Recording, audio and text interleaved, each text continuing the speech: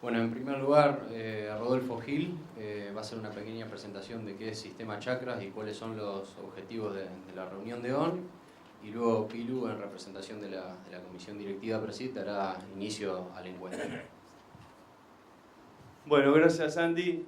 Buen día a todos. En principio, siempre me gusta que estemos todos relajados, en familia justamente. Esta reunión para nosotros es muy importante. En primer lugar, porque son reuniones, si se quiere, nuevas para nosotros. Está el segundo encuentro anual de Chakra. El primero lo hicimos el año pasado en el INTA Castelar. Fue una reunión muy familiar, con cierto temor por parte nuestro, porque era mostrar nuestros primeros resultados. La reunión, si se quiere, tuvo buen eco, y entonces este año decidimos abrir las puertas a más gente, pero siéntase como si también digo que para nosotros ustedes son gente especial.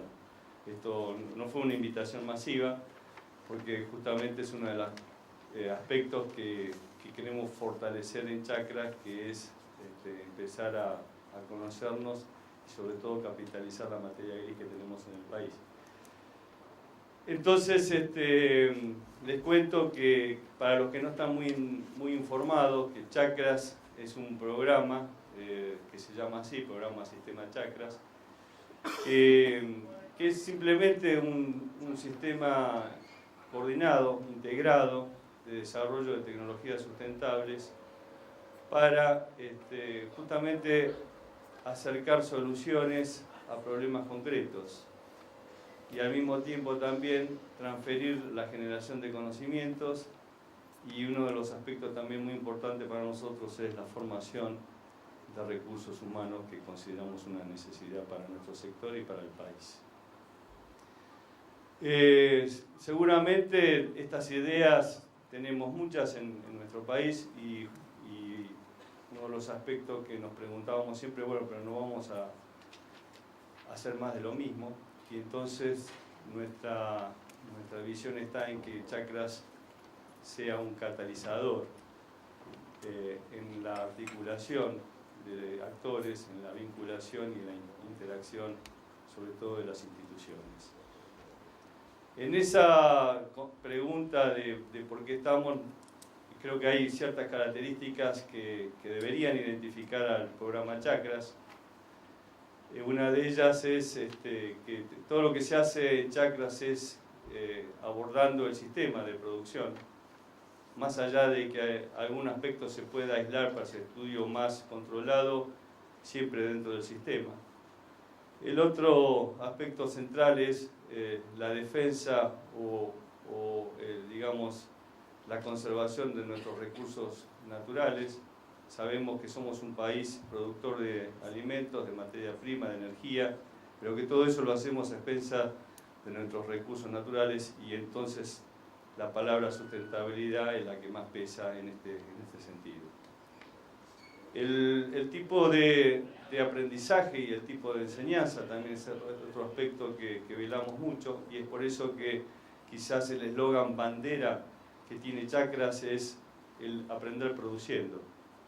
Y en eso creo que también valoramos mucho tanto el conocimiento científico como también el conocimiento empírico, y estamos convencidos que hay que juntarlos.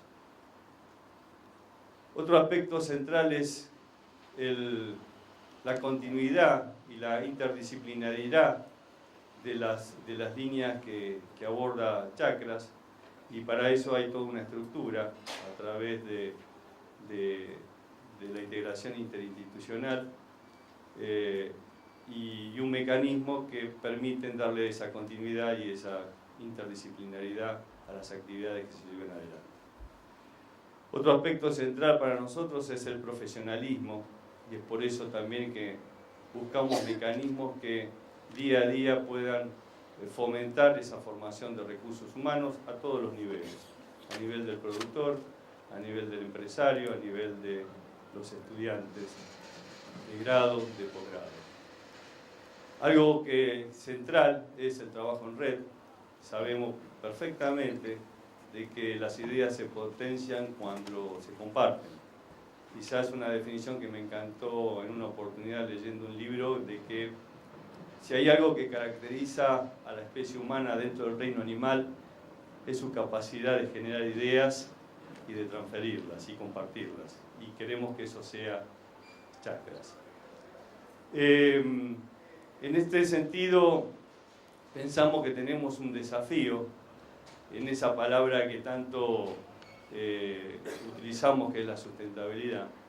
Y es que justamente entendemos que la gran diferencia que hay con los sistemas tradicionales a un sistema de producción sustentable es que un sistema tradicional quizás se haya caracterizado por modificar el ambiente, fundamentalmente nuestro recurso suelo, tratando de que esa planta que nosotros colocábamos, esa semilla que sembramos, exprese su potencial productivo, su potencial genético. Y eso sabemos que nos trajo muy buenos resultados, pero también hoy estamos cosechando algunos inconvenientes, sobre todo en lo que hace a aspectos ambientales, y nos preocupa. Y entonces entender cuál es la diferencia es poder entender de que una agricultura sustentable es quizás lo contrario, es como nosotros vamos a poder adaptar la tecnología y dentro de ello la planta, tratando de que el ambiente sea el que exprese su potencial productivo con el mínimo disturbio. Creo que la diferencia es muy grande y también estamos convencidos de que hemos avanzado mucho en ese camino, pero también tenemos mucho que aprender y mucho que imaginarnos. Por eso que Chakras apunta no solamente a generar conocimiento buscando soluciones concretas a problemas bien definidos, sino que también que lo hace en ambientes particulares. Y en esto lo que buscamos es salir de esa receta generalista para entrar en planteos estratégicos partiendo de buenos diagnósticos. Tenemos un compromiso que es transferir los conocimientos que se generan en Chakra, y un poco por eso esta reunión de hoy. Y otro también compromiso muy importante, que es esto de obrar como catalizador. Y esto es procurar que dejemos de ser actores, de que dejemos de ser espectadores para pasar a ser actores, todos, tanto la ciencia, los técnicos y fundamentalmente los productores. Quiero agradecer en nombre de todo el equipo de Chakras a todos ustedes y fundamentalmente también a las instituciones que hoy hacen eco de esto, fundamentalmente al INTA y a Presid, que levantaron el guante de esta propuesta. Y nada, de nuevo los invito a que se sientan muy cómodos. Hoy el objetivo de este congreso de este encuentro no es necesariamente transferir los resultados que están siendo generados por las distintas chakras, que hoy ya llevamos 7 chakras que están en la actualidad, 3 que ya cumplieron sus objetivos y 3 más que se están por formar, o sea que somos tan solo un sistema joven de no más de 4 años, pero que de alguna manera los resultados están expandiendo esta idea. Decimos que la articulación entre nosotros se nos da por la necesidad, o sea, yo me junto con usted porque te necesito y vos te juntás con nosotros porque nos necesitas. Y que la expansión del sistema va a ser producto de los resultados. Por eso que esto es un poco una reunión, si se quiere, un tanto íntima.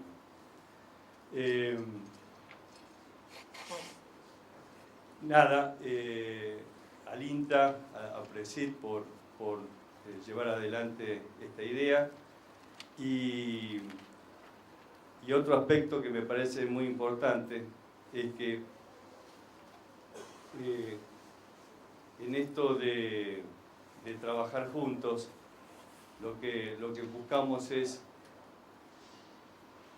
no solamente demandarle a la ciencia las necesidades, sino ser protagonista en el desarrollo de esas necesidades, de esas soluciones.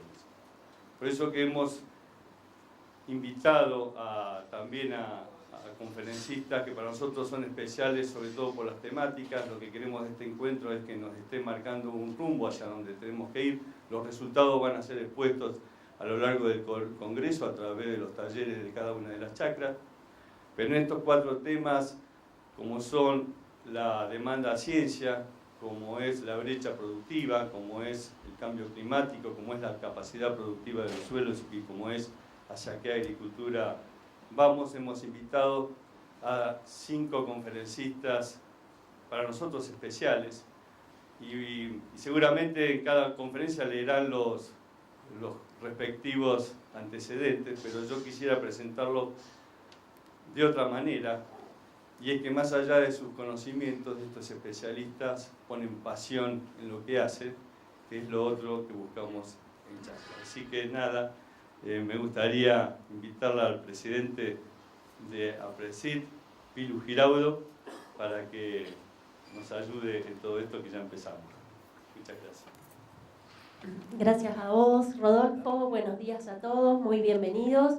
Y bueno, para nosotros Sistema Chacras es un programa crucial en la institución, porque la responsabilidad de difundir e impulsar a la adopción de buenas prácticas agrícolas nos demanda cada vez más la necesidad de tener una validación científica de todo lo que hacemos, y nada mejor que esa validación hacerla aplicada, trabajando e investigando en el campo de cada uno de nosotros en las distintas áreas agroecológicas del país. Este programa, que en sus inicios, a través de la propuesta de Rodolfo, empieza como un desafío para desarrollar tecnología adaptada, sobre todo para hacerlo en forma responsable con el avance de la frontera agrícola, hoy definitivamente se instaló como la mejor manera de dar respuesta o buscar posibles soluciones basadas en la ciencia a las distintas problemáticas que tenemos cada uno de nosotros a diario en nuestros sistemas de producción. Sin el aporte y el compromiso de cada uno de ustedes, donde los socios regionales vuelven a ser los socios más comprometidos de la institución, brindando toda su dedicación, apoyo y convicción de llevar adelante a la institución en cada uno de sus lugares, la alianza estratégica con INTA es fundamental, porque nosotros nada podríamos hacer a nivel escala si lo mantendríamos dentro de la institución o solo un vínculo entre privados. Así que muy agradecidos a INTA por esta posibilidad, y sin duda a través de las universidades poder brindar esta capacitación a los profesionales que llevan adelante los trabajos de investigación en las distintas chacras, y nosotros siempre decimos que esta capacitación no solo debe ser técnica, sino también a nivel institucional, para seguir enriqueciendo y poder fortalecer la trayectoria de las instituciones a lo largo de los años. Y bueno, Rodolfo habló de aprender produciendo, que refuerza el eslogan que mantenemos en APRESID y sobre todo entre los grupos regionales, que nadie sabe tanto como lo que sabemos juntos. Así que bienvenidos a trabajar y bienvenidos a la previa de la misión APRESID, que larga mañana y con este encuentro muy reforzado. Muchísimas gracias.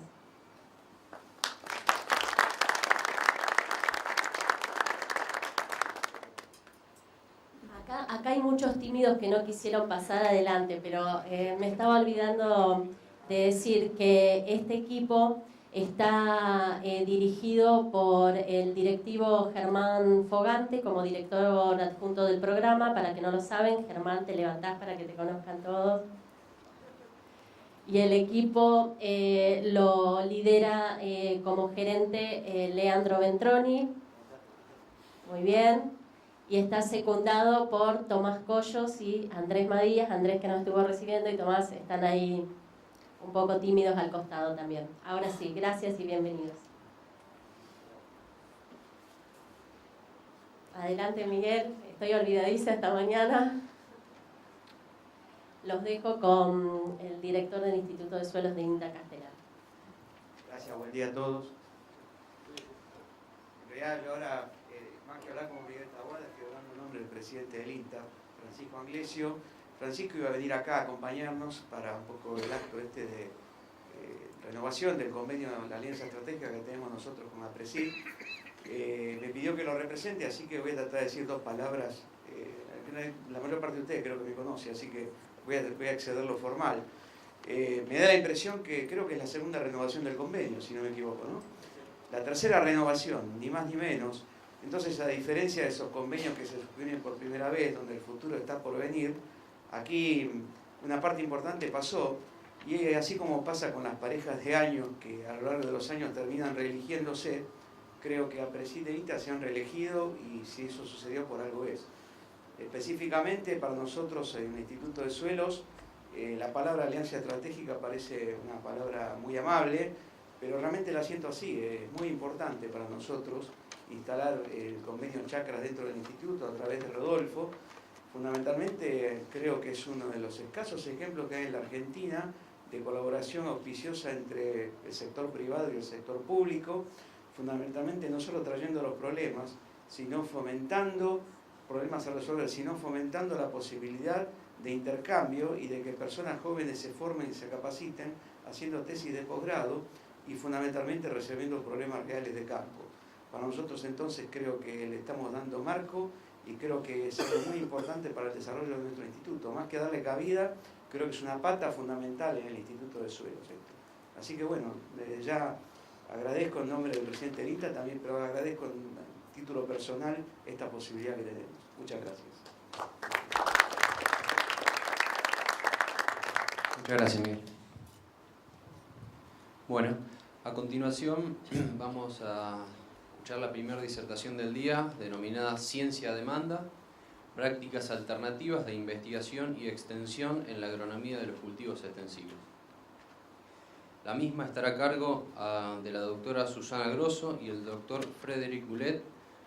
Susana es docente e investigadora de la Facultad de Ciencias Agrarias de la Universidad Nacional del Litoral, donde obtuvo su diploma de ingeniero agrónoma en 1995. Posee un doctorado en estudios rurales en la Universidad de Toulouse, Francia. Integra proyectos interdisciplinarios de investigación vinculados a la transformación de la agricultura en la Argentina. Actualmente estudia las cooperaciones público-privadas para la generación de conocimiento en la agricultura. Dirige estudiantes de grado y posgrado en estas temáticas y cuenta con publicaciones a nivel nacional e internacional. Frédéric Goulet es ingeniero agrónomo de la Escuela Superior de Agronomía de Montpellier, Francia, y doctor en Sociología Industrial de la Universidad de Grenoble, Francia. Hizo su doctorado sobre los procesos de innovación que acompañaron el desarrollo de la siembra directa en Francia durante la década del 90. Trabaja hoy en un centro francés de investigación, el CIRAD, Centro de Cooperación Internacional y de Investigación Agrícola para el Desarrollo, y está radicado actualmente en la Argentina, trabajando en el INTA en el marco del Laboratorio Internacional Franco-Argentino AgriTerris. Sus investigaciones analizan en Argentina y en Francia los procesos de innovación y producción de conocimientos en agricultura. Susana, Frédéric.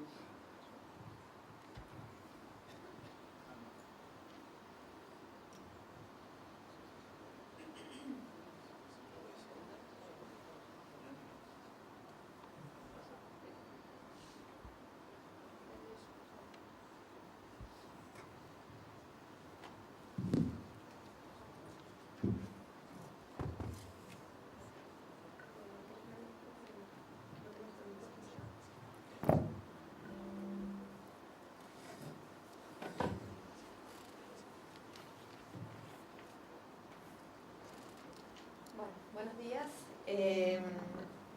¿Se escucha bien? Acá, bien. Bueno, en primer lugar queremos agradecer al Sistema Chacras por la invitación. Esto surge a partir de un trabajo que estamos haciendo dentro del laboratorio de AgriTerris, que estábamos haciendo con Fred, y que empezamos allá en 2012 a estar presente en algunos talleres regionales del Sistema Chacras. Y bueno, producto de eso surgió una publicación y bueno, Rodolfo un poco nos invitó a estar presentes hoy.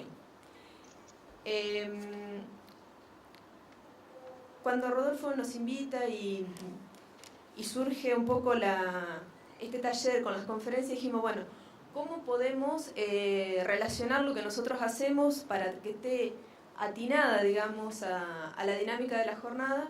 Y entonces, nuestra primera pregunta, digamos, para relacionarla con las presentaciones siguientes es: nosotros no vamos a hablar de conocimientos, que son lo que hablan las próximas presentaciones sobre cambio climático, suelo, sino de cómo se producen los conocimientos. Y no cualquier conocimiento, sino los conocimientos necesarios, o que los actores consideran que son necesarios para enfrentar los desafíos de la agricultura. A partir de esta gran pregunta paraguas, decidimos hacer un poco hincapié en los actores, o sea, en quiénes son los actores responsables de producir conocimiento y quiénes son los actores protagonistas, que no necesariamente son los mismos. Y bueno, vamos a tratar de declinar o tratar de dar algunos índices de respuesta a dos preguntas. Primero es cuál es el rol de los actores no científicos en la producción de conocimientos científicos.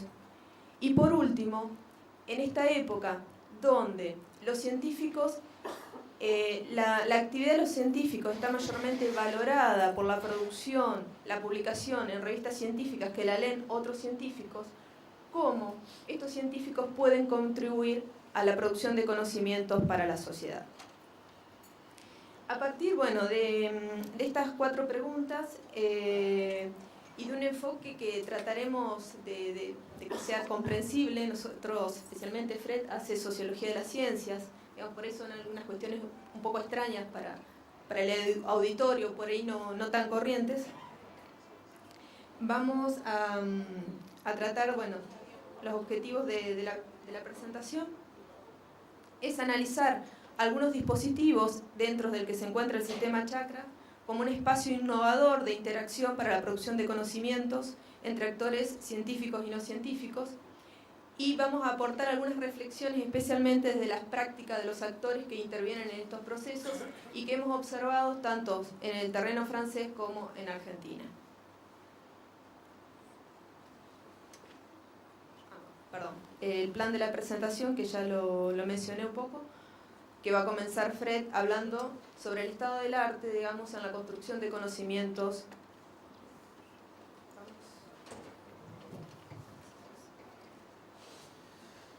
Hola, buen día. Sí, la primera parte de esta... ¿Se escuchan? Sí. Era presentar más o menos un estado del arte, que no es exhaustivo, pero unas líneas de todo el tema de construcción de conocimiento y la relación, el rol que pueden ocupar actores no científicos en la producción de conocimiento científico. En el marco de sociología de la ciencia, que es los sociólogos que estudian cómo trabajan los científicos, cómo podrían estudiar cómo trabajan los productores, cómo trabaja cualquier actor que tiene una actividad social, considerando la ciencia como una actividad social, la participación de los neocientíficos es un tema clásico. Es decir, de qué lugar ocupan esos actores que no son científicos en la actividad científica. Un caso muy clásico de los años 80 fue sobre la actividad de los técnicos de laboratorio, que no son los doctores los que firman los artículos, pero los que manipulan las herramientas en el laboratorio, que salió de la observación que esa gente siempre era invisible. Por eso salió un artículo famoso del técnico invisible de Stephen Shepin en el 89, considerando que esos actores nunca aparecían en la manera de que se contaba la actividad científica.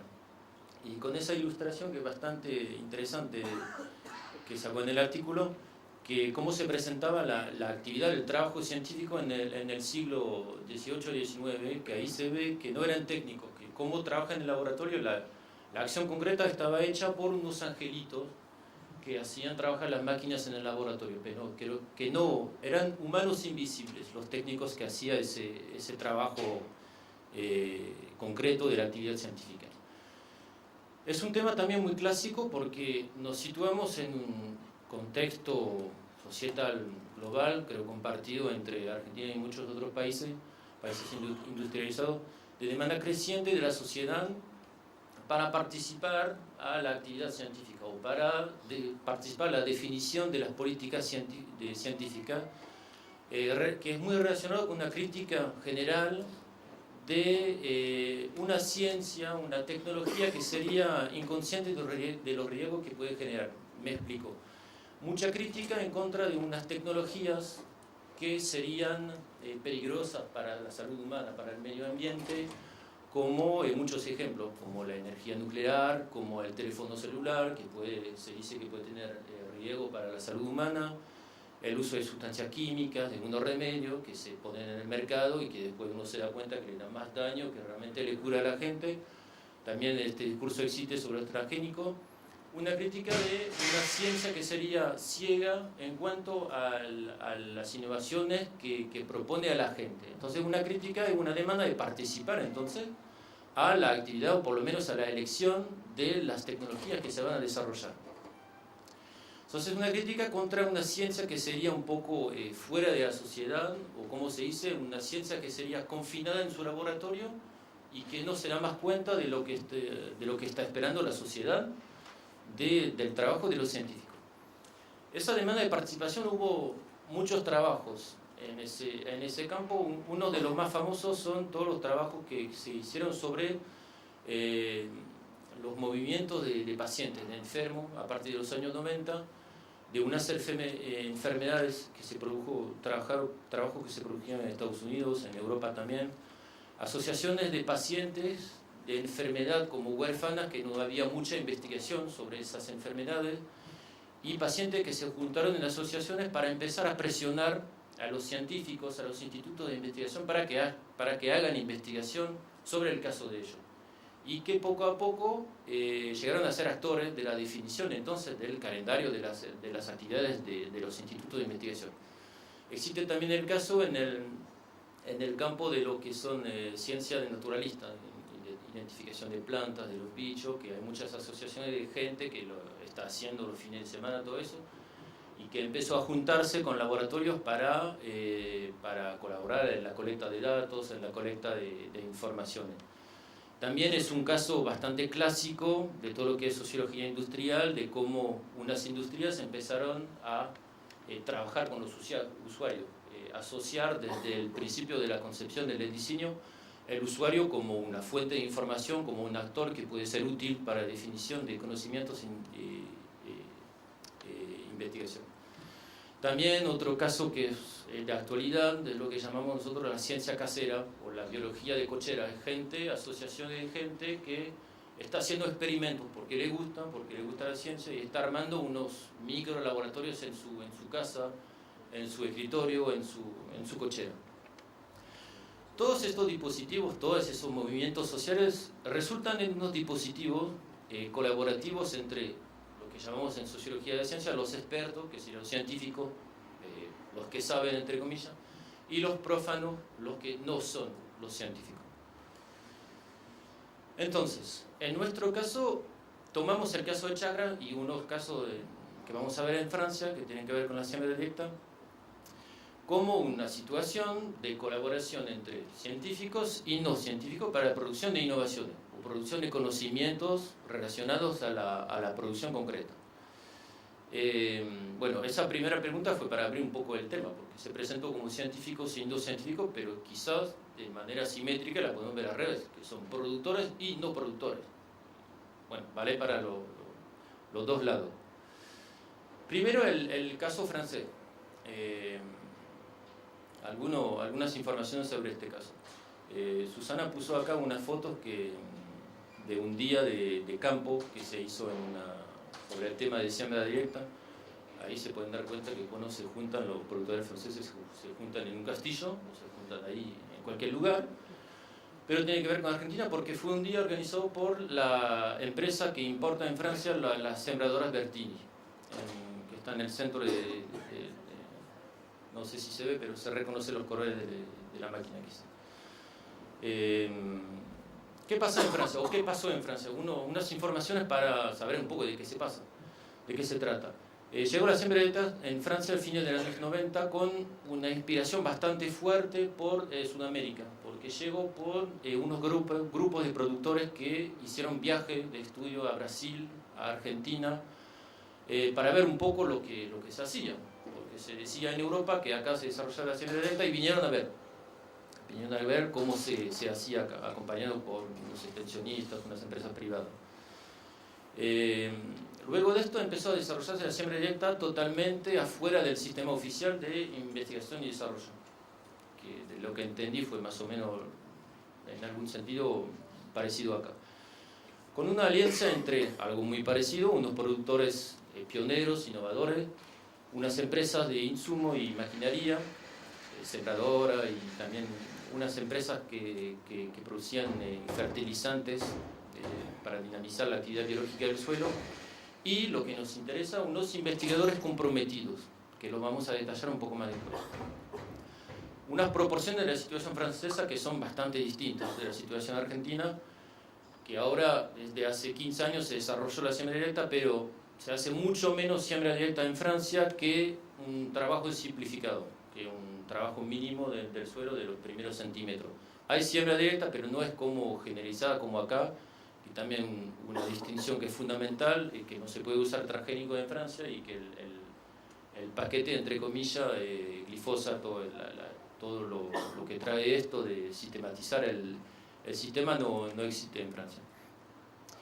Pero un frente donde hay mucha innovación sobre siembra directa en Francia es el tema de coberturas vivas, que en el marco de las asociaciones, el equivalente de APRESID ahí en Francia, hay mucha reflexión sobre abonos verdes, sobre el colocar coberturas vivas entre dos cultivos. Bueno, paso rápido. Pasó también las motivaciones de esos productores que empezaron a hacer siembra directa fueron, bueno, la primera más importante fue económica, reducir los costos de producción en una época donde se hablaba de que un día se iba a cortar el flujo de los subsidios públicos de la Unión Europea, así que había que bajar los costos. Y otro tema que voy a desarrollar acá, que es muy importante, era la valoración social. ¿En qué contexto nos situamos en el fin de los años 90 en Francia, 80?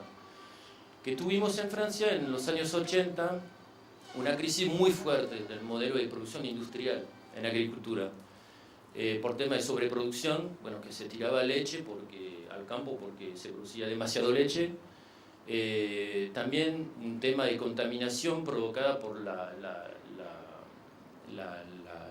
producción intensiva, por el uso intensivo de pesticidas, de fertilizantes, llegaron las algas verdes en la costa, riego sanitario, como por ejemplo la vaca loca, una crisis de este modelo de producción industrial muy intensiva. Y la profesión agrícola, los productores que lo vivieron muy mal, como un sentimiento de ser los culpables de todo eso, aunque ellos habían aplicado lo que se había decidido en los años 60, como cuando se implementó una política nacional europea para intensificar la producción agrícola.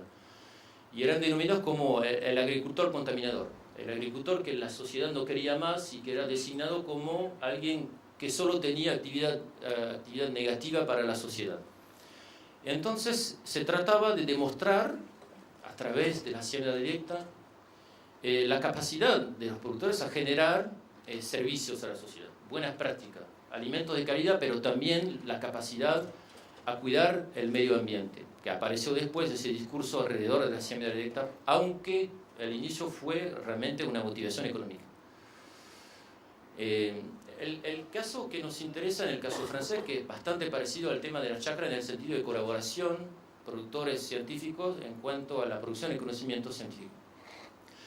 En los primeros años, cuando se desarrolló la siembra directa, llegó como una cosa rara para el sistema de extensión e investigación público oficial, que como lo expliqué, vino totalmente afuera de ese sistema, y entonces no se sabía bien si la siembra directa era buena o era mala. Se encontraban con unos productores que habían ido a Brasil, Argentina, que estaban diciendo que era una innovación que era muy interesante en términos medioambiental, pero no se sabía bien. Y hubo mucha controversia porque los científicos empezaron a medir, empezaron a hacer unas parcelas en una estación experimental para medir lo que pasaba con la siembra directa. Y hubo mucho debate porque empezaron a medir dos cosas: el tema de erosión hídrica y el tema de secuestración de carbono. Y el resultado salió después de 2, 3, 4 años que no era tan interesante como lo decían los productores y como se había observado en Sudamérica u otros países. en el sentido de que, bueno, los productores de las asociaciones estaban diciendo, pero bueno, las referencias ahí en Sudamérica dicen que se secuestra tantas toneladas de carbono por hectárea, que se tiene tanto impacto en contra de la erosión hídrica, y ellos en la estación experimental se mostraba unos resultados que eran realmente menores. Y toda la crítica llegó a ser de que la crítica de los productores estaba a decir a los científicos que lo que ellos estaban midiendo en las estaciones experimentales no era una verdadera siembra directa, porque todavía se trabajaba la capa superficial del suelo y no se dejaban los residuos y no se sembraban unos cultivos intermediarios o abonos verdes. Así que el discurso era decir a los científicos, bueno, lo que ustedes miden, por supuesto da unos resultados distintos, porque lo que ustedes miden no es lo que nosotros hacemos en nuestra parcela, no es verdadera siembra directa lo que están midiendo. Eso para describir rápidamente lo que es el contexto francés en cuanto a la siembra directa y eso del dispositivo colaborativo. Ahora vamos a presentar un poco, en esos dispositivos se encuentran dos tipos de actores, los productores y los científicos. En esta parte vamos a presentar un poco quiénes son esos productores involucrados, del lado francés y del lado argentino. Así pusimos la banderita francesa y después vamos a tener la banderita argentina. ¿Qué caracteriza a los productores involucrados en esos dispositivos? En esas controversias y de manera más amplia en las asociaciones de promoción, de defensa de la siembra directa en Francia. Elegí presentarlo por lo que caracterizaba en ese momento, y que sigue caracterizando creo en una cierta medida, lo que tenían en común era una crítica fuerte en contra de varias cosas. Criticaban primero a la ineficiencia del sistema público de investigación y desarrollo en cuanto a la siembra directa. Segundo punto, el carácter genérico del conocimiento que producía el aparato oficial de investigación y desarrollo. Y una crítica del terrorismo de la innovación y producción de conocimiento. Voy a detallar un poco esos tres puntos. Crítica contra la ineficiencia de investigación y desarrollo en cuanto a la siembra directa. Investigación y desarrollo público, el sistema oficial, que es el INDRA nuestro, que es como el INTA, pero no incorpora extensión como incorpora el INTA acá en Argentina. Todo el trabajo de extensión está hecho por unos institutos de extensión que se llaman Cámara de Agricultura o institutos técnicos. Bueno, crítica de ineficiencia, que sale, por supuesto, de la trayectoria inicial de la siembra directa. Como explicaba, salió totalmente afuera de ese sistema. Vino de unos productores que se conectaron con empresas privadas, con otros países y que importaron esa tecnología en Francia.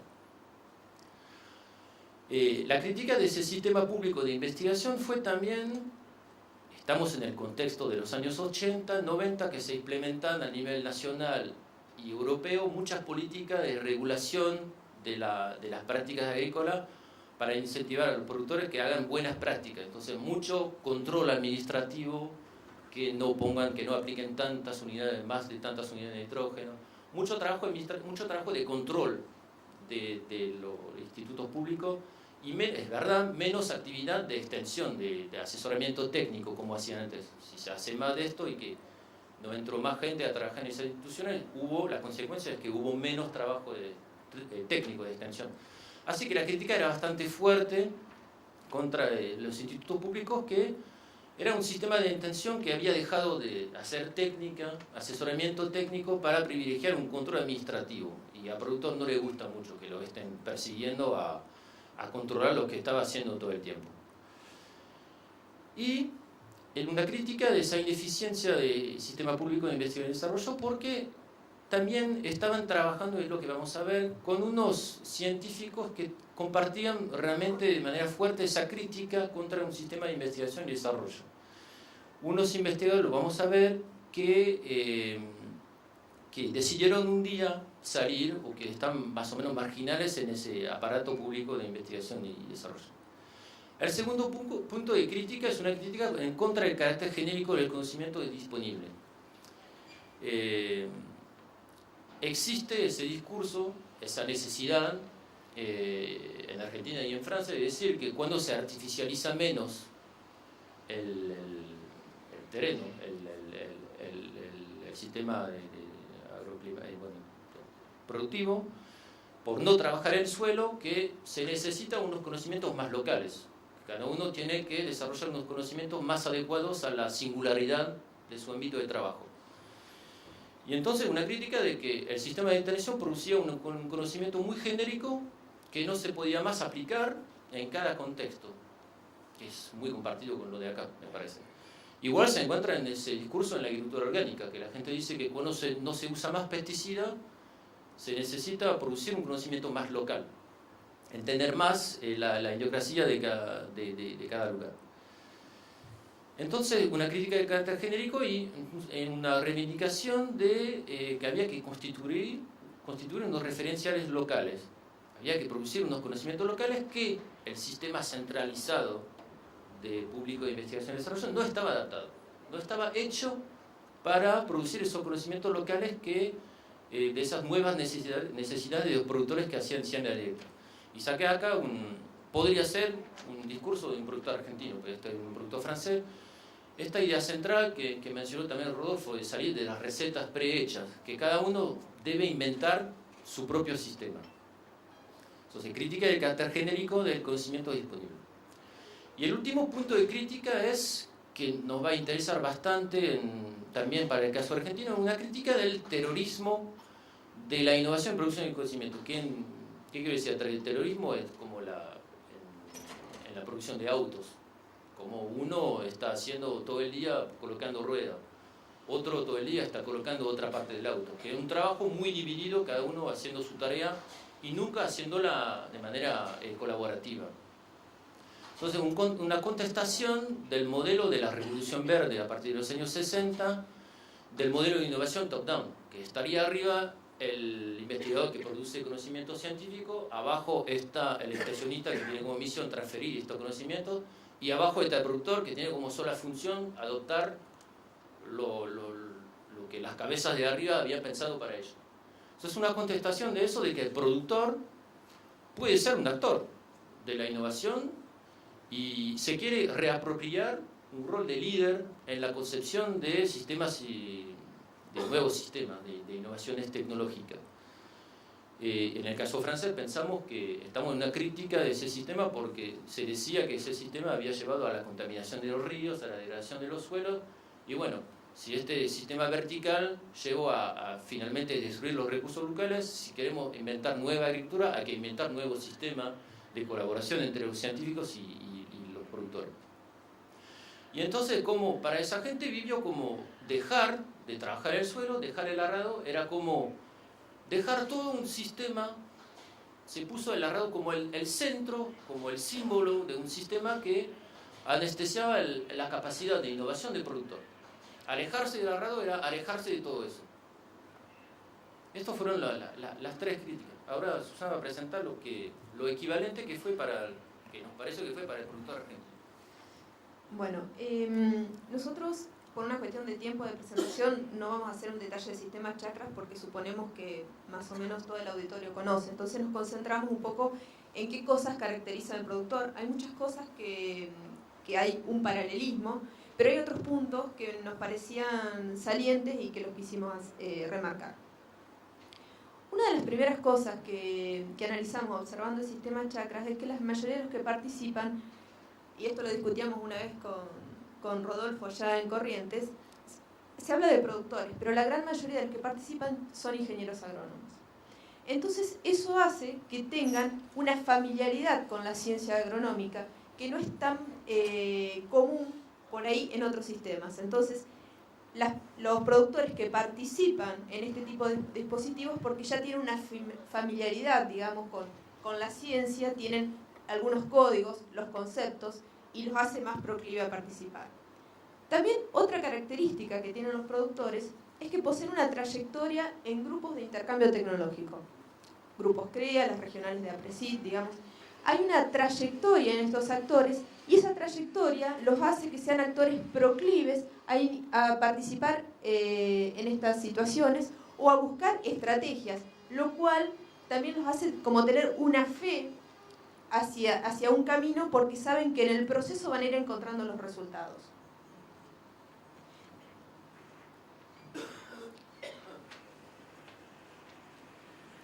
Otra característica, digamos, hablamos de la formación. También hay un manejo de la información que es distinto al de la media. Son personas más inquietas, más curiosas. Se habla también de productores innovadores. Y la innovación, el concepto de innovación está construido, forma parte de la identidad de estos productores. Porque al ser tan inquieto, al estar buscando, generan hace también que estén tan atentos y muy proclives a la incorporación de tecnologías. Uno de los cuestionamientos, una de las cuestiones que todavía nos falta por ahí un trabajo para determinar, porque no sabemos si es la innovación tiene muchas facetas o muchas esferas.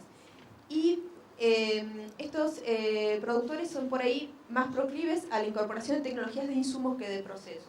Algunos de los que están más insertos en chacra van hacia la tecnología de procesos porque también se da una cuestión que la hemos trabajado no con los productores sino con los ingenieros agrónomos, porque como los ingenieros agrónomos para su legitimación profesional las tecnologías de procesos pasan a ser muy importantes, y cuando en estos espacios hay muchos ingenieros agrónomos, se da en algunos casos una mayor predominancia de estas tecnologías por sobre valoración de las tecnologías de proceso que sobre las de insumos. No sé si me un poco. Esos son algunos elementos que caracterizan a los productores argentinos, como para sumar algunas características que se comparten con el caso francés. Bueno, ahora vamos a pasar... Sí. Ahora que hablamos de los productores, nos acordamos que el tema es cómo se juntan científicos y no científicos, cómo se juntan productores y no productores. ¿Qué decir entonces de los científicos en esta historia, en los dispositivos franceses que mencioné o en el tema de chacras en Argentina? Cuando digo dispositivos franceses, digo temas donde hubo controversia, la medida de secuestración de carbono, la medida de erosión, pero de manera más amplia de la colaboración entre asociaciones francesas, del equivalente de APRESIL. La más grande se llama BAS, que es Biodiversidad, Agricultura, Suelo y Medio Ambiente, y Instituto de Investigación. ¿Con qué tipo de científicos estuvieron trabajando a partir del fin de los años 90? ¿Quién es esa gente? ¿Qué los caracteriza? ¿Qué los caracteriza a los científicos involucrados? Aparecen al mismo tiempo que aparece la siembra directa en el fin de los años 90. Es gente que empieza a trabajar con las asociaciones a través de un involucramiento personal. Como dije, que no son técnicas que vinieron del sistema público oficial de investigación y desarrollo, era gente que estaba interesada en esas tecnologías. Por ejemplo, un caso concreto fue un investigador de mi instituto, el CIRAN, un agrónomo que estaba trabajando en Brasil, como por ejemplo estoy ahora yo en Argentina. Él estaba, porque es un instituto que manda gente a trabajar afuera en todo el mundo, estaba trabajando en el Embrapa en Brasil, y él estaba bastante familiar de la siembra directa, estaban desarrollando experimentos sobre siembra directa, y él estaba conectado con unos grupos de productores en Francia, y él los invitó a Brasil. Él fue uno de los actores clave de esa importación de la tecnología brasileña ahí en Argentina. Así que es gente que fue por su voluntad personal, su trayectoria personal, su deseo personal de ir a trabajar sobre este tema de siembra directa. Son ingenieros agrónomos, que no es algo inocente. En el caso de este señor, no era doctor en agronomía, era un ingeniero agrónomo, que en este instituto no era tan común en esa época, que reivindicaba una proximidad que tendría más el ingeniero con el productor que el doctor, o doctores en ciencia del suelo. Pero ¿qué tenían en común esos actores? Fueron los primeros, en fin de los años 90, que empezaron a hablar a los productores de alerta sobre la degradación de suelo. Porque en los años 90 se hablaba mucho de contaminación del agua, de contaminación del aire, pero el suelo no era un objeto a nivel ambiental que tenía tanta importancia, tanta resonancia para los productores. No era identificado como un objeto crucial. Y empezaron a alertar a los productores sobre la degradación de suelo, que no era un tema fuerte. También empezaron con los costos de producción, porque ¿qué era el tema? Era gente que conocía bien la situación en Sudamérica. Y bueno, en Sudamérica no hay subsidios públicos como hay en Europa, por ejemplo, que al productor le dan, no sé, una cierta cantidad de plata por producir por hectárea. Y empezaron a tener un discurso fuerte sobre la degradación del suelo, pero también diciendo que un día va a haber que ahorrar en los costos de producción, porque un día se va a cortar el flujo de los subsidios públicos. Y que en el mercado mundial los argentinos y los brasileños que ya estaban presentes, y en los años 90 estaban creciendo mucho, ellos producían sin subsidio público. Así que los productores franceses habían en algún lugar ahorrar sobre los costos de producción, y dejar el arado era una fuente muy fuerte para reducir el costo de producción. ¿Qué caracteriza también a esos científicos? Que son unas personas, y hablo de 2, 3, 4 personas, era poca gente al principio de los científicos involucrados en esos dispositivos, asociaciones de productores. Empezaron a desarrollar unas relaciones personales de amistad, realmente de amistad, con unos productores pioneros y con unas empresas pioneras en el círculo del desarrollo de la siembra directa. Empresas, pienso especialmente en 2 tipos de empresas. Una empresa brasileña que es Semeato, que fue la primera a exportar maquinaria de siembra directa en Francia, que el gerente terminó de ser muy amigo con ese investigador, y que no es una anécdota, es algo fuerte para entender cómo se relacionaron, porque cuando la gente se entiende bien, mucho mejor para trabajar juntos. Y unas empresas que vendían unos fertilizantes, no son inoculantes, pero fertilizantes para dinamizar, con una base de minerales, microelementos, dinamizar la actividad biológica del suelo.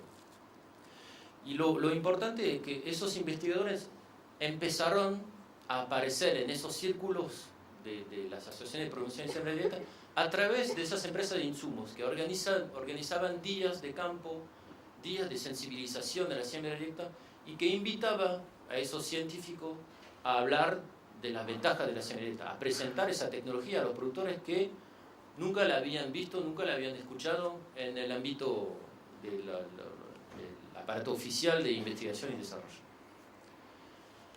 ¿Qué los caracteriza también?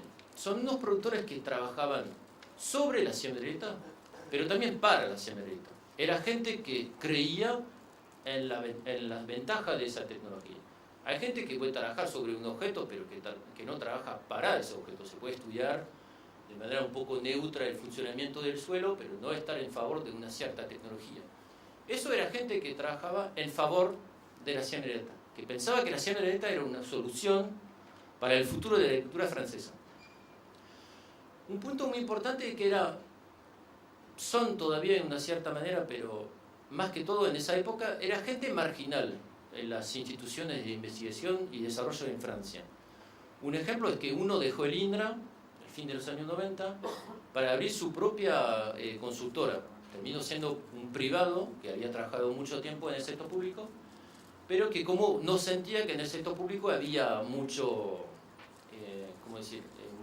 ruido, mucha animación alrededor de la siembra directa, se fue y abrió su propia empresa de extensión, dando clases a los productores sobre la actividad biológica del suelo, el interés de siembra directa.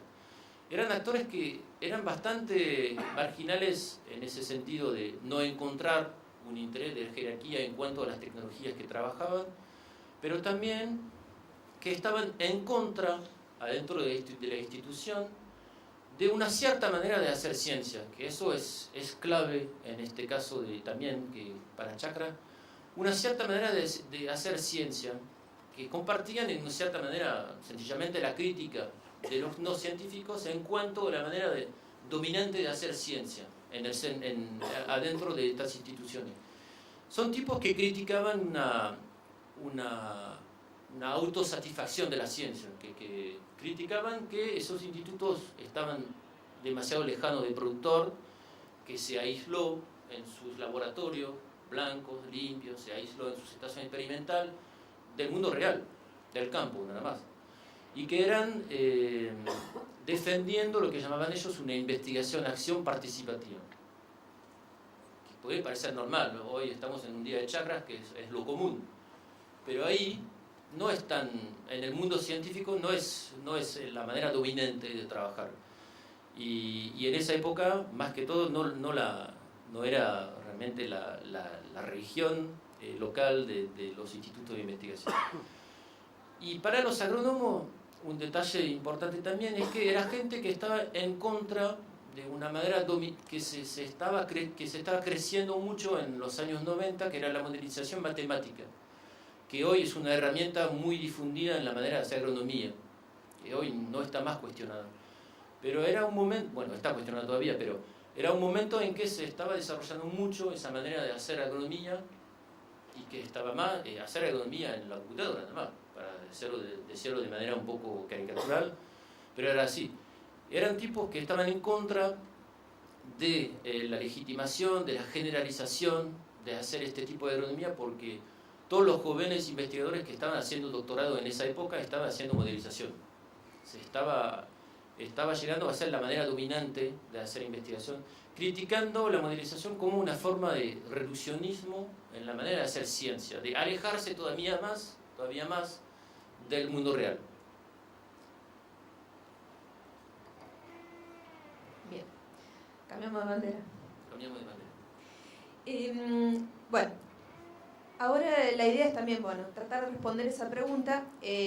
Algunas observaciones que voy a tratar no son, en este caso, solamente del caso de chacras, sino, digamos, yo trabajé antes de seguir este dispositivo con un dispositivo que se creó en el centro de la provincia de Santa Fe, que fue el objeto además de mi tesis, un dispositivo entre la Facultad de Ciencias Agrarias, el INTA y empresas y cooperativas de la región. ¿Qué caracteriza a los científicos que se involucran en este tipo de dispositivos? Y podemos sacar algunos aprendizajes en común. Primero, y también en función a la realidad francesa, es la gran proximidad que tienen los actores productivos. Son personas a las cuales van los productores o los ingenieros agrónomos a golpearle la puerta. O sea, por ahí, si no sé en el auditorio, pero no muchas veces los productores no se acercan a la facultad o al INTA, no a la agencia, sino a la experimental, a golpear la puerta o a llamar por teléfono, digamos. Son actores que son muy próximos, que a su vez, porque bueno, generalmente dan charlas en los eventos regionales, digamos, tienen un reconocimiento y ya tienen una trayectoria de trabajo conjunto con el sector productivo. Tiene una visión holística del sistema más allá de su especialidad. Lo que hemos observado que este tipo de iniciativas o los animadores de estos dispositivos vienen, o tanto lo que he observado a campo como lo que dice la bibliografía, de dos áreas específicas, de las ciencias del suelo y de la ecofisiología. Digamos, y esta visión holística del sistema hace que enrolen a otros actores, a otros científicos en sus propias iniciativas. Pero no sé si alguno conoce otra experiencia que venga un animador de otra área, pero hasta ahora, digamos, son esas las dos áreas privilegiadas de donde observamos que vienen. Tienen una gran capacidad para adaptar dispositivos al relevamiento de la información. ¿Qué es esto? Esta es una gran discusión y que me ha tocado presenciarla. Yo trabajo en la facultad y estoy en el área de ciencias sociales y por ahí a veces me convocaban un poco para la animación. La puesta en relación entre estos actores científicos con los no científicos son, nosotros decimos dispositivos, un ensayo. Entonces, la gran lucha de que por ahí, cómo hacer el ensayo y qué medir en el ensayo. Entonces, estos animadores tienen la capacidad de que el ensayo sea un espacio de negociación y que ese ensayo, ese dispositivo, sea compartido. Que muchas veces no es tan fácil, porque muchas veces el científico que está en la estación experimental tiene su ensayo con todas las variables que domine y no quiere ir a parcela porque sabe que hay variables que no puede manejar. Entonces, muchas veces no hay una actitud de salir porque hay variables que no manejo. Entonces, ¿cómo enrolar al actor no científico para generar un dispositivo para relevar la información que nos sirva a todos y que sean los códigos compartidos? Es una negociación. Esta capacidad de negociación es algo que caracteriza a estos actores, que en sociología de la ciencia se llama traductor también.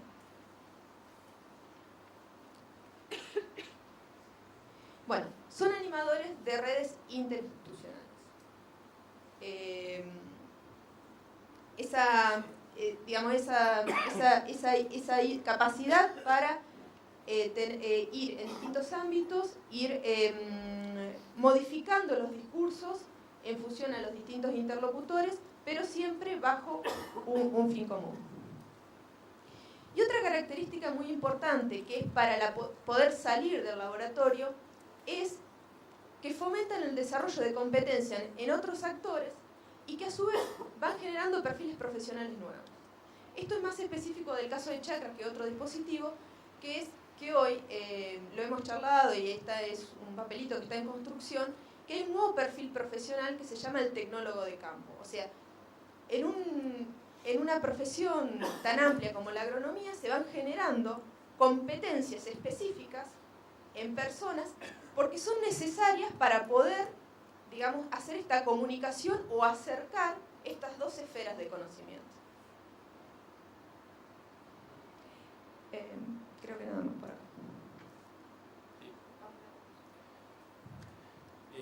Algunos puntos de conclusión.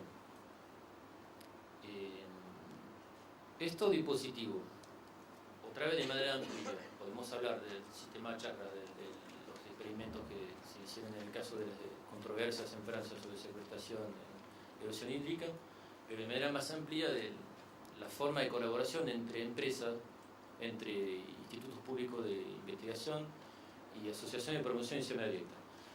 Los casos que vimos resultan de un encuentro con dos caras. Un encuentro porque es un encuentro entre lo que intentamos demostrar, un cierto tipo de científico, porque en la categoría de científicos hay mucha diversidad de actores, y también un cierto tipo de productor.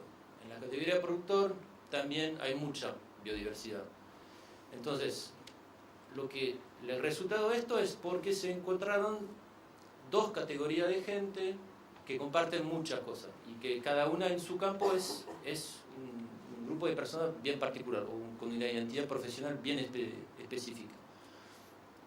Se encontraron porque comparten unos ciertos objetivos.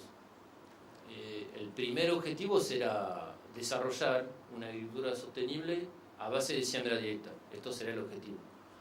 Objetivo también vimos de desarrollar una forma de producción de conocimiento alternativas al modelo top-down, donde el científico domina al productor, una forma de producción más participativa de producción de conocimiento.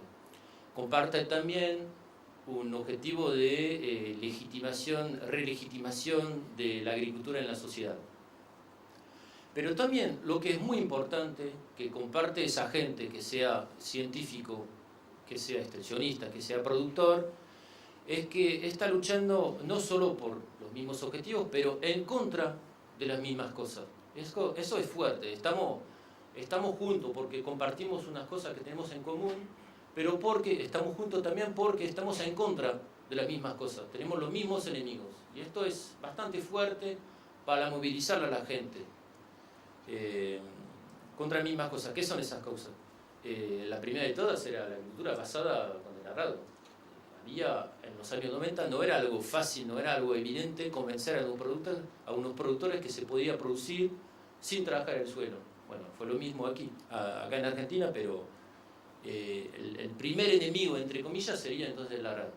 También una agricultura descuidada por un sistema público de investigación y desarrollo, una agricultura que descuidaba el medio ambiente. Están en contra de esa forma de agricultura donde el agricultor estaba el dominado y donde la agricultura no respetaba el suelo. Y comparten también de estar en contra de una cierta forma de ciencia confinada en sus laboratorios que se queda demasiado lejana del productor y de las preocupaciones reales de la gente en el campo. Vimos que son unos dispositivos que no son tan originales, la colaboración entre científicos y no científicos para la producción de conocimiento. Vimos que el ejemplo de las asociaciones de pacientes, de la biología de cochera, todo eso son unas dinámicas que son muy transversales a la sociedad. No es solo el caso agrícola, hay que relativizar. Bueno, es un caso que merece atención, pero en cuanto a las dinámicas que hay atrás, es un hecho societal mucho más amplio, esa evolución de la relación a la ciencia y al conocimiento. Pero adentro del sector agrícola hay otros casos, adentro mismo de la agricultura. Por ejemplo, en países industriales la agricultura orgánica es muy parecido lo que se observa ahí. Al principio de todo, tienen esto en común de estar en contra de algo. Nació la siembra directa de una cierta manera en contra de una técnica, de una tecnología que ya existía, que era el arado, trabajar el suelo. Y se define la agricultura orgánica de manera totalmente parecida en contra de algo, que ahí son los pesticidas, los insumos químicos. Tienen esto en común. Y entonces, de ese punto de partida se desarrollan unos discursos que son muy parecidos. Una vez en una reunión como esta, de una asociación de siembra directa, estuve presentando unas citaciones verbatim, extractos de entrevistas con productores. Y en lugar de poner entrevistas de ellos, puse unas citaciones de entrevistas con productores orgánicos que había hecho un colega en los años 70, haciendo creer a ellos que eran ellos mismos que estaban hablando, y todos creyeron que eran ellos, pero no eran ellos, eran agricultores orgánicos que estaban diciendo exactamente lo mismo hacía 30 años atrás. Entonces comparten muchas cosas en cuanto a esa relación al conocimiento científico, porque ellos también piden una relocalización del conocimiento, la relocalización de la ciencia en el campo, en el mundo real. Existe también este caso en la selección participativa de semillas, que de la misma manera, luchando en contra del sistema oficial de selección que responde a intereses comerciales, a la necesidad de publicación de los productores, de los científicos, pero que no corresponde a la realidad de la necesidad local, del tipo de variedad que necesita la gente. Y una que puede sorprender más todavía, pero que es muy parecida, es todo el discurso que hay hoy en la Argentina en todos los movimientos alrededor de la agroecología y la muy pequeña agricultura familiar. Porque ahí, en la agroecología, el discurso es exactamente lo mismo, pidiendo una ciencia que sea más cercana, más colaborativa con la gente para producir conocimientos útiles. Si mañana les pongo unas entrevistas de esa gente, van a ver que está diciendo exactamente lo mismo. Para decir eso, en conclusión, que son dinámicas que son muy compartidas en la sociedad, pero hasta movimientos adentro del sector agrícola que realmente no tienen mucho que ver entre ellos, en cuanto al perfil de productor, en cuanto a las prácticas técnicas que usan esos productores. La última te...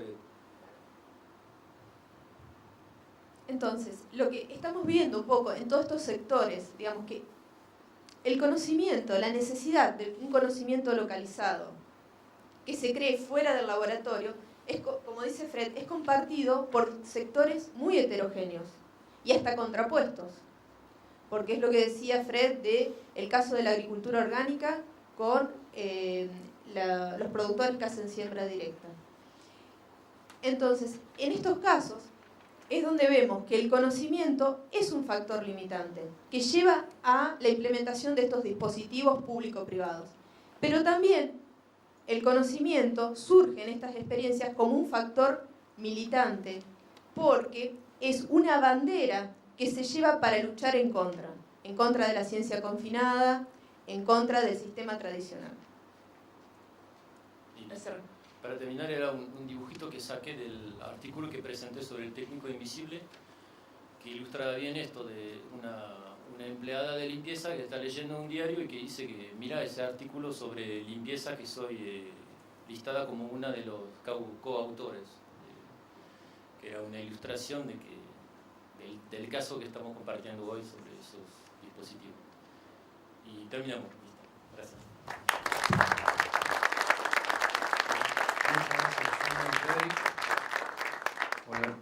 Bueno, tenemos 5 minutos para preguntas.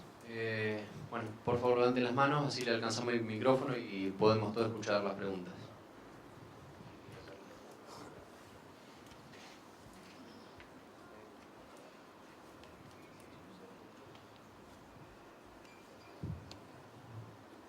Los grupos Z en Francia, que son de donde se originó el sistema CREA, eran grupos donde los productores y los científicos tenían más relación. ¿Es algo del pasado? No existe todavía, sigue existiendo. Los Z sí hay todavía y la filosofía atrás está bastante parecida. La diferencia es que los grupos Z no están dirigidos hacia una tecnología definida, como los grupos de llama directa. Pero sí, más o menos igual.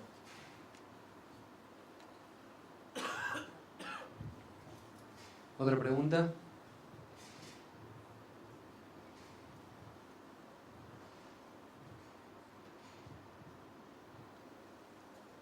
Sí, una inquietud sobre todo con la última conclusión de Frederick sobre la diferencia entre limitante y militante. Y además es una consulta, una pregunta hacia ustedes, una reflexión. En primer lugar, ¿qué entienden por militancia? Y si eso no puede confundirse con fundamentalismo. Y que si es una inquietud y si justamente la complementariedad o la articulación con la ciencia justamente evitaría que esa militancia se transforme en fundamentalismo. Bueno, primero limitante, militante, es para forzar un poco el juego de palabras, no sé si se han dado cuenta. Es verdad que es un poco provocativa la palabra militante, porque no es nada de fundamentalismo. Puede, no sé, quizás puede existir en unos sectores un fundamentalismo anticiencia, pero no es así. Acá hablamos de militante porque, no solo porque, para decir que no es solo un factor limitante, bueno, es un factor limitante que seguramente se necesita conocimiento local para desarrollar unos sistemas más adaptados a las condiciones locales. Pero también el involucramiento de los actores que sean productores o que sean científicos resulta de una motivación que va más allá de la necesidad. No es solo una cuestión de necesidad, es porque en esos grupos se construyen un ser juntos, una identidad colectiva y una voluntad de desarrollar algo alternativo en contra de un modelo dominante en el modelo vertical que expliqué, ciencia, extensión, una reivindicación algo más horizontal. Por eso lo digo militante, porque es una reivindicación, pero no hay que confundirlo no es puro fundamentalismo, no es así. Yo completaría diciendo que, entendiendo un poco, porque cuando uno usa una palabra hay un contexto.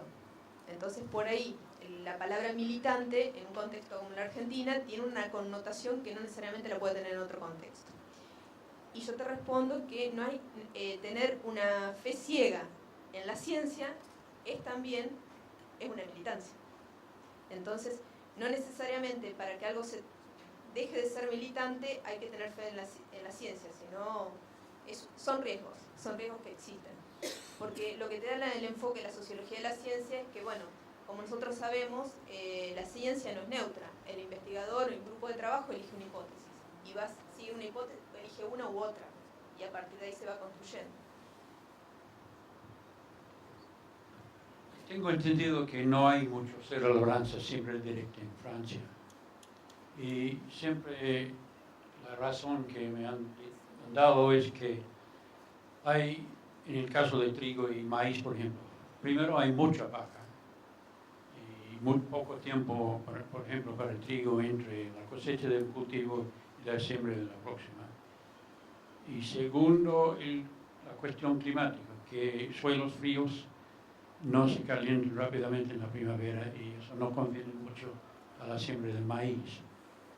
ustedes no mencionaron eso, mencionaron muchas otras cosas y yo estoy, ahora no quisiera saber realmente por qué no hay mucha siembra directa en Francia. La presidencia soleta de verdad que fue centrada sobre cosas que tienen más que ver con nuestro interés de ciencias sociales que de cosas técnicas. Y además no soy muy especialista de la cosa técnica, pero bueno. Donde hay más siembra directa es verdad que hay más en trigo, porque por una cuestión de los cultivos que nosotros llamamos de primavera, sembrados en marzo-abril, es mucho frío para que levante el maíz, o por ejemplo el sorgo, que en la capa de residuo se compleja un poco. Pero sí, donde hay bastante es para granos finos, tipo cebada, trigo, que van a pasar el invierno. Dije que hay menos siembra directa que acá. Y bueno, hay menos hectáreas, primero porque el país es más chico, ¿no? Es una lógica implacable. Pero sí hay siembra directa y lo que pasa ahí es que, lo que expliqué, hay mucha innovación, mucha creatividad por el tema de que la gente que hace siembra directa es muy metida en el tema que es de actualidad en Francia de reducción de pesticidas. Es un tema de reflexión que ellos tienen muy presente, por eso también este tema de cobertura vegetal, que es para aumentar la materia orgánica, pero también para tratar de controlar con cobertura las malezas entre dos cultivos. Es un frente de innovación muy fuerte donde se generan muchas cosas. Y este tema de pesticidas es una diferencia de herbicida más que todo, que es una diferencia muy fuerte entre Argentina y Francia. Un dato que es muy importante, volviendo al tema más organizacional, de cómo se relacionan con actores externos. Ya vi en la literatura muchos casos de países que habían desarrollado asociaciones como APRESI, de productores, de alianza entre productores, en trigo, todo eso. El caso francés, de lo que leí, es el único caso donde hubo una iniciativa de los productores de independizarse de las empresas agroquímicas. Por ese contexto medioambiental, todo eso. No digo que los tipos son productores orgánicos, nada que ver, ¿eh? No se hicieron muy amigos con la agricultura orgánica. Pero con ese discurso de independencia, de autonomía, quisieron separarse de esas empresas. Es decir que en ese camino de autonomía sacaron a los representantes de empresas agroquímicas de la asociación,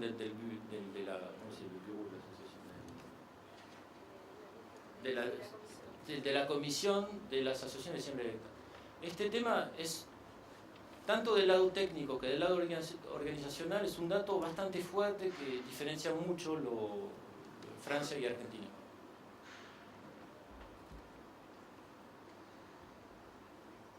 Claro. Me gustó mucho la presentación. Me parece, yo más que una pregunta era un comentario. De alguna forma ustedes han descrito comparativamente entre Francia y Argentina qué sucedió en estos últimos, digamos, 20 años.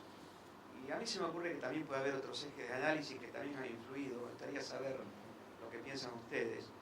Particularmente, obviamente el mundo no fue estático y por lo menos una cosa que ocurrió globalmente fue el acceso a la información, Internet.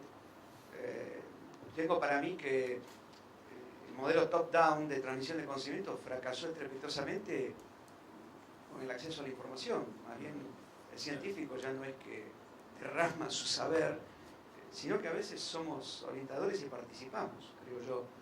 Y por otra parte, o sea, ese es un eje de análisis que me gustaría saber comparativamente cómo lo han visto ustedes.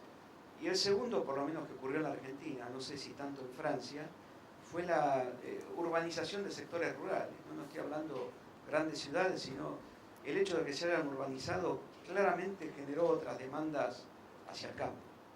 Y eso acá ha influido. Totalmente. Sí. ¿Quieres contestar? El de tecnología de información sí, es un caso muy importante. De manera concreta, los primeros productores que empezaron a hacer selección directa eran pocos y bastante aislados en el territorio francés. Y los tipos pudieron autoorganizarse, avanzar a través de Internet, haciendo foros de discusión, cambiaron por mail, muchas cosas, y fue una fuente para compartir información que fue esencial, porque el interlocutor no era más el vecino que se veía todas las mañanas, era el tipo que estaba a 800 kilómetros, y fue algo central, claro, y todavía es, porque se desarrolló revistas, todo eso.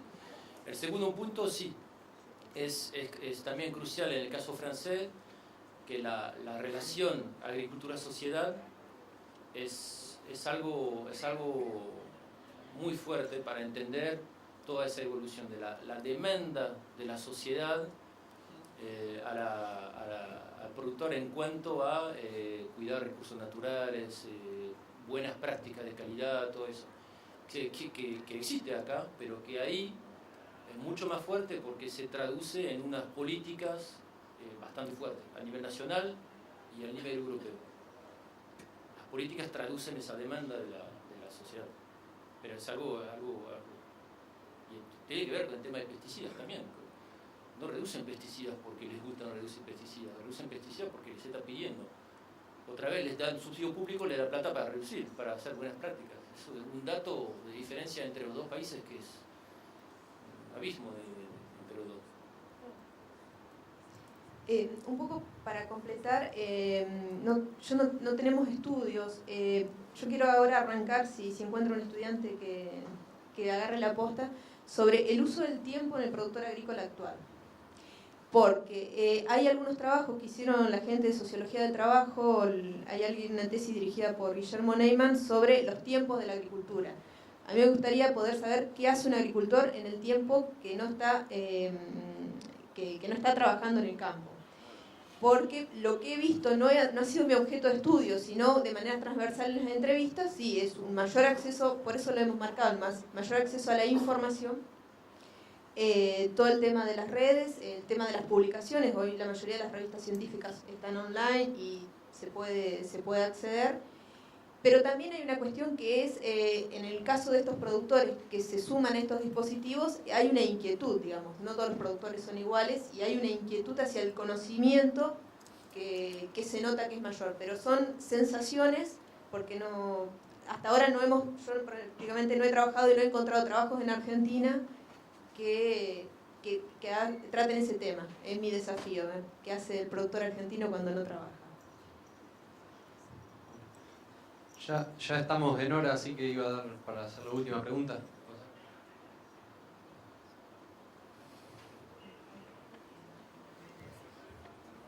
Yo quería hacer una reflexión y un comentario sobre el tema de militancia y chacras. Nosotros tenemos un caso en este último año, estos últimos 2 o 3 años, de la aparición a nivel nación, digamos, a nivel territorial en Argentina, una problemática de malezas resistentes o de resistencia a malezas. Y la verdad que hay una de las chacras, o 2 de las chacras que forman parte del sistema en APRESID, están enfocados como objetivo al tratamiento de malezas resistentes. Resulta que una de las formas de control que están viendo los productores ya con años en siembra directa es el control mecánico de las malezas. Y la verdad que dentro de APRESID y dentro del sistema chacras consideramos que tienen que haber herramientas que no condicionen la vuelta atrás o la marcha atrás, digamos, del sistema de siembra directa. Y eso lo considero una militancia, digamos, ¿no? La crítica a volver, digamos, a utilizar herramientas que degraden el medio ambiente o degraden el suelo y por lo tanto la mejora continua del ambiente. Por eso me gustó mucho lo que ustedes analizaron como limitante productiva. Hoy tenemos una limitante productiva real, que son las malezas resistentes a glifosato y digamos, digamos de alta tolerancia a diferentes principios activos que se venían utilizando tradicionalmente, y la militancia por mantener, digamos, el sistema de siembra directa con los beneficios que trae para la productividad.